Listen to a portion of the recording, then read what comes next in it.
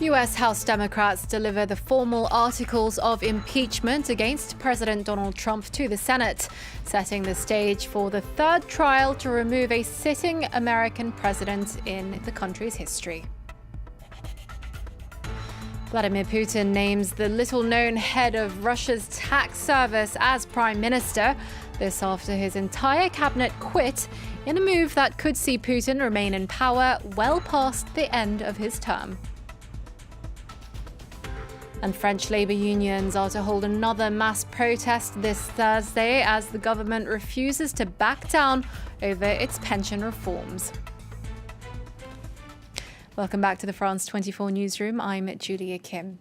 First, the U.S. House of Representatives have set in motion the trial to remove President Donald Trump from office. 2 articles of impeachment against him were delivered from the House to the Senate. They were signed by Democratic House Speaker Nancy Pelosi and charge Trump with abuse of power and obstruction of Congress. The Senate trial will take place on Tuesday, but with a Republican majority in the upper chamber, it's highly unlikely President Trump will be removed from his job. Monty Francis has the details. Surrounded by her Democratic colleagues in the Rayburn Room of the U.S. Capitol, House Speaker Nancy Pelosi signed the certified articles of impeachment against Donald Trump. Make it be very clear that this president will be held accountable, that no one is above the law, and that no future president should ever entertain the idea that Article 2 says that he can do whatever he wants.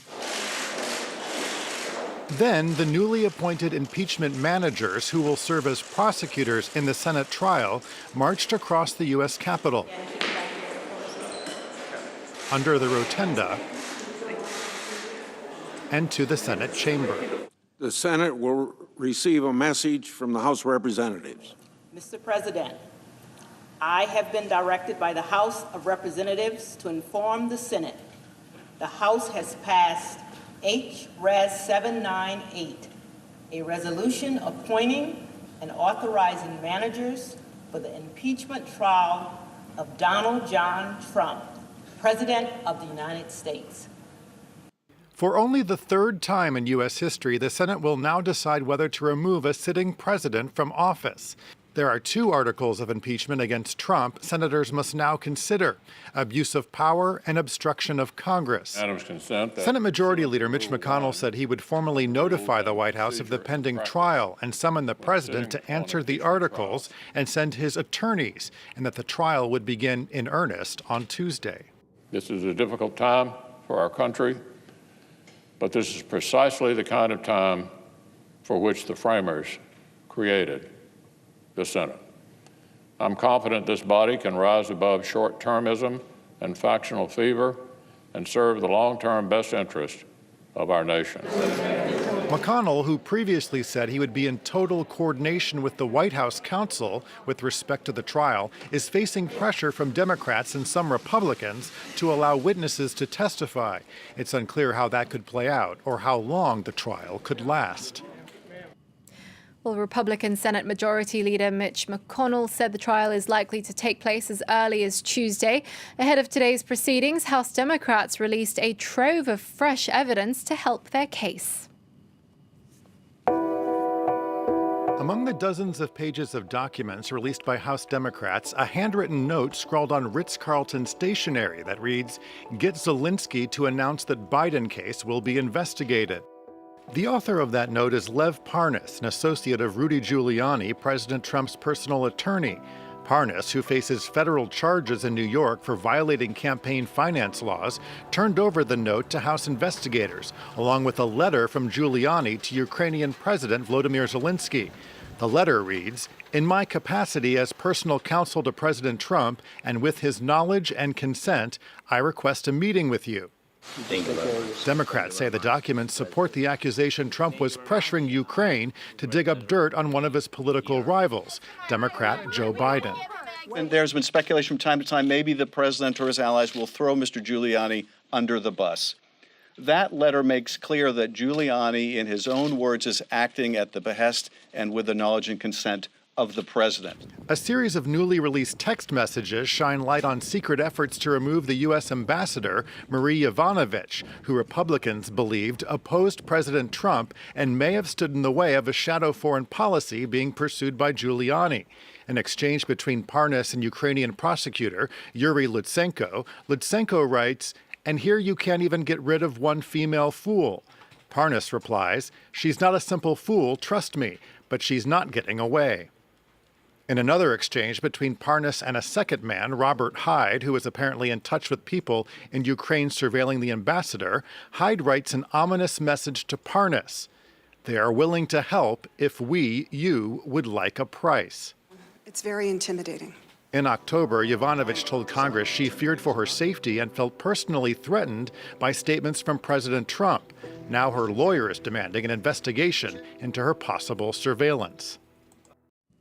Well, let's turn now to our other top story. And President Putin has named Mikhail Mishustin, a tax chief and political unknown, as Russia's prime minister. It comes after the nation's entire cabinet resigned following Putin's announcement that he would change the constitution. Putin's leadership shakeup could potentially see him remain in power beyond 2024 when his term as president ends. Peter O'Brien has this report.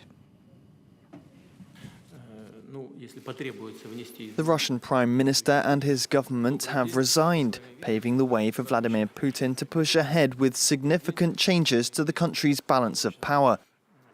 In this context, it is obvious that, as the government, we must provide the president with the capability to make all decisions. During his State of the Nation address just hours earlier, Putin announced plans to amend the constitution to allow lawmakers to name the prime minister and cabinet, currently the president's job.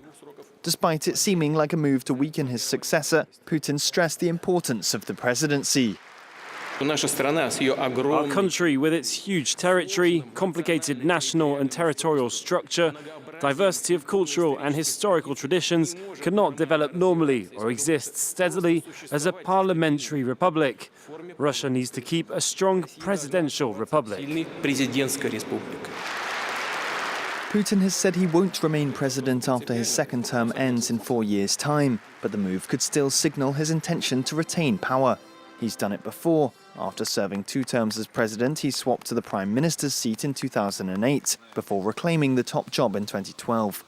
Putin mostly continued calling the shots while he was prime minister. The constitutional reform will be put to a national vote. Russia's last referendum was in 1993. Leading Kremlin critic Alexei Navalny said he expected any vote to be fraudulent and said Putin's goal was to be leader for life. Well, Peter O'Brien tells us more about the 1993 constitution and what changes could be made to it. The Russian constitution, adopted in 1993, abolished the Soviet system of government. Under it, the president cannot serve more than 2 consecutive terms, but wields significant power. He or she appoints the prime minister, top judges and the cabinet, is commander-in-chief of the armed forces, and can issue decrees enforceable by law. Under Vladimir Putin's proposed changes, the president would have less power and parliament would have more. Instead of the president, lawmakers would name prime ministers and the cabinet. The president would retain the right to dismiss these officials, would still decide who gets top defense and security jobs, and would still be in charge of the Russian military and law enforcement agencies. The powers of the State Council, an advisory body currently chaired by Putin, would be expanded. Other proposed changes include giving the constitution priority over international law, a review of the presidential term limit, and stricter residency requirements for presidential candidates and other top officials. Putin says these changes should be put to a nationwide vote. Protests in Lebanon turned violent for a second night on Wednesday, with dozens injured after security forces used batons and tear gas to disperse demonstrators. After 4 months of rallies against the political class, protesters are turning their anger at the banks. Many have imposed capital controls to stave off cash shortages, trapping people's savings. Now, it's a particularly dire situation for retirees, already feeling abandoned by the government. Many who've spent their lives working can now barely make ends meet. Leila Molana Allen takes us to Beirut for this France 24 report. At 68 years old, Khalil spent 3 months living on the street. The retired English teacher lost his home after being unable to pay the rent. Many Lebanese seniors like him find themselves in a precarious situation today. I ended up sleeping on the street. It was so cold, and I was so afraid that I may die on the streets. I stay awake most of the time, reading, writing. I write poetry. It's just to keep myself awake. Founded by Hala Darouche, the Lebanon Troc Initiative found Khalil and took him off the streets. The association specializes in working with elderly people who can no longer find accommodation. They work their whole lives, and when they reach a certain age, 64, 65, they're abandoned. They sleep on the streets. There's nowhere for them to go. Marie, who's 73, also lives in a difficult situation. To survive, she comes to stock up at Beit al-Baraka, a free supermarket in Beirut. The situation is worse now. No politician acts responsibly. We don't exist in their eyes. They don't see those who are hungry. How can landlords still ask for rent when no one is working?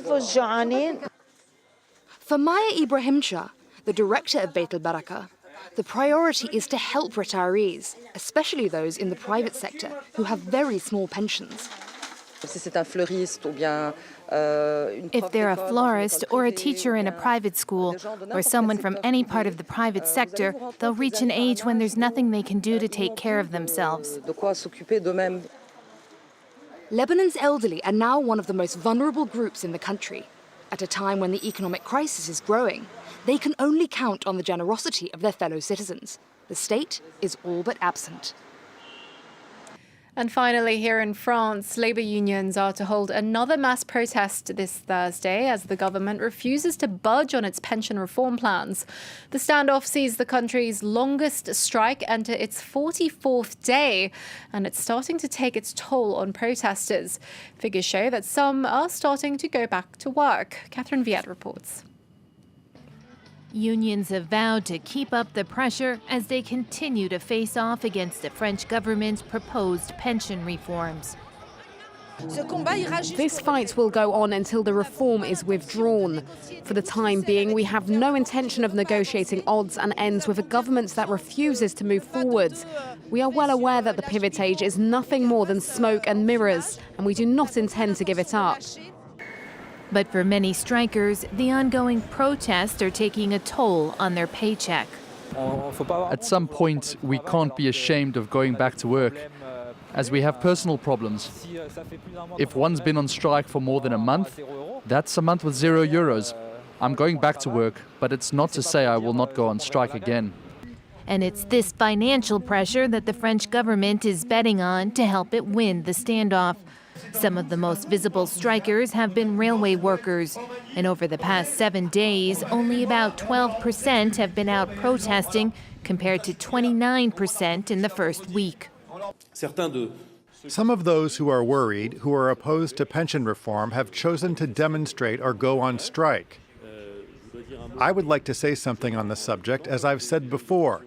The strikes at the RATP and the SNCF seem to me to be deadlocked and have gone on far too long. Over the weekend, the government said it's willing to scrap a controversial pivot age to 64, allowing those who work 2 extra years to get a slightly bigger pension, something all the unions have been demanding. But the French president is adamantly opposed to ditching the reform altogether. In the end, it could all come down to the question of who has more staying power. Well, that's it from us here at France 24. There's more news coming up in about 15 minutes. Stay tuned.